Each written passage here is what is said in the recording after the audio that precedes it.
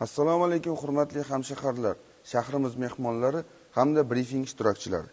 Hammamizga ma'lumki, yoz mavsumi kirib kelishi bilan aholining, ayniqsa bolalarning ochiq va yopiq suv havzalarida cho'milishiga bo'lgan ehtiyoji ortib ketadi. Mavsumda qo'riqlanmaydigan suv havzalarida insonlarning cho'milish holati kuzatiladi.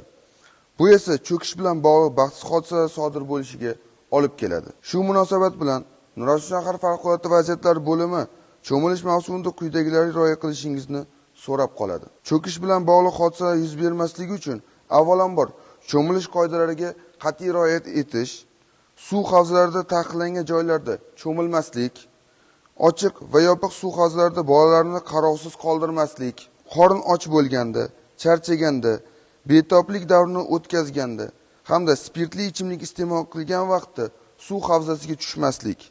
Agar suv havzasining chuqurligi holati noma'lum bo'lsa, bunday joylarda cho'milmaslik. Suzishni yaxshi bilmaydigan, jismoniy jihatdan nimjon hamda jarohatlangan holda suvga tushmaslik.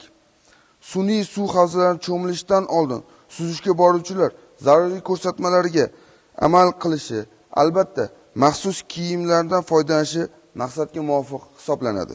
Hurmatli fuqarolar, ota-onalar, ruxsat etilmagan suv havzalarida cho'milish insonlarni turli darajadagi jarohatlar va o'lim bilan bog'liq baxtsiz hodisalar sodir bo'lishiga olib keladi.